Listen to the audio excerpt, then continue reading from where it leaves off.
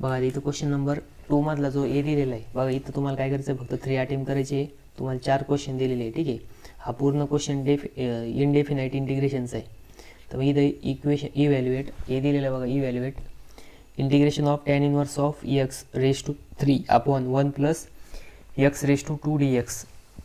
ठीक आहे, तर बघा हा क्वेश्चन जो आहे सबस्टिट्यूशन मेथडचा आहे. तर मग सोल्युशनमध्ये सगळ्यात पहिले लेट्स आय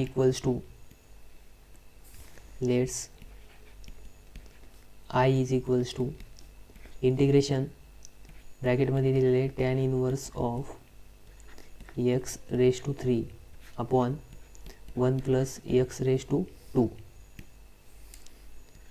आणि इथं दिलेले dx. ठीक आहे, तर बघा आता इथं काय आहे की आपल्याला सबस्टिट्यूशन मेथड यूज करणार.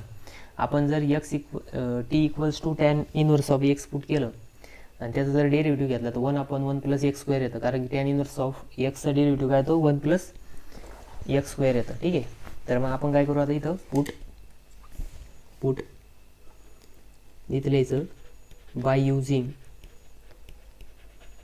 Substitution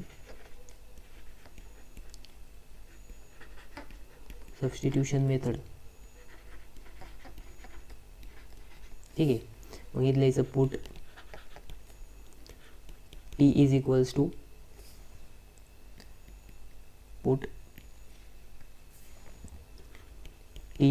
to tan inverse of x आणि मग इथं लिहायचं differentiate with respect to x.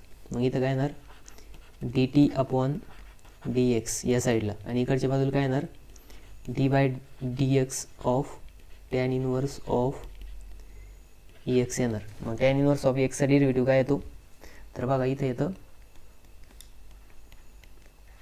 dt upon dx is equals to 1/1 plus x square. ठीक आहे, हा dx इकडे डिवाइडला इकडे गेलं काय होईल मल्टिप्लाय होईल. म्हणजे इथं काय आलं dt इज इक्वल्स टू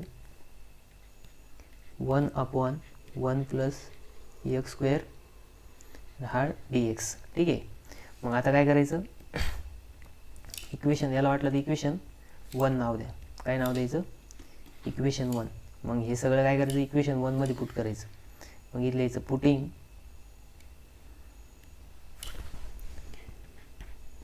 इथलं यायचं बघा पुटिंग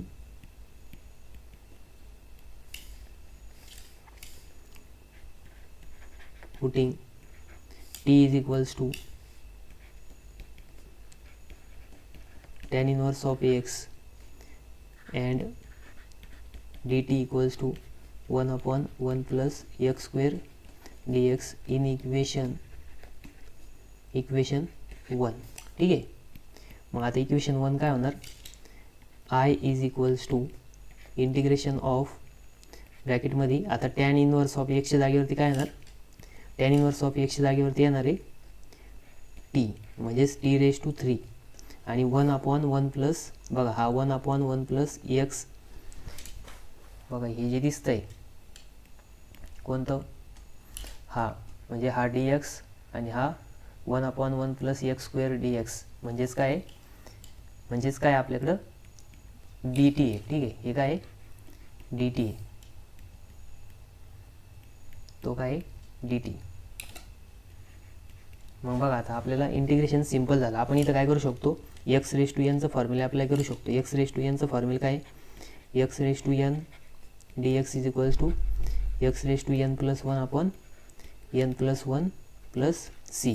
मग याच्यानुसार याचा आन्सर काय येईल I is equals to X raise to म्हणजेच T raise to 3 plus 1/3 plus 1 plus C येणार. म्हणजेच I is equals to T raise to 4/4 plus C. मग आता इथं काय करायचं t equals to tan inverse put करायचं बॅक. मग इथलं याचं putting t is equals to tan inverse of x. मग इथं काय येणार आय इज इक्वल्स टू बघा I is equals to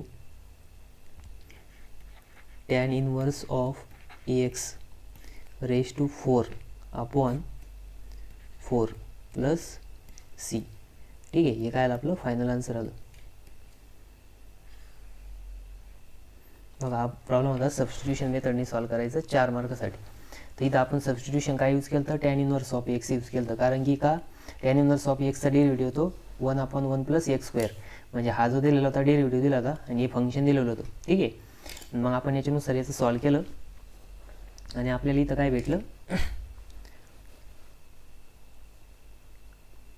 tan inverse of x raise to 4/4. ठीक आहे, तर आता आपण नेक्स्ट प्रॉब्लेम बघू.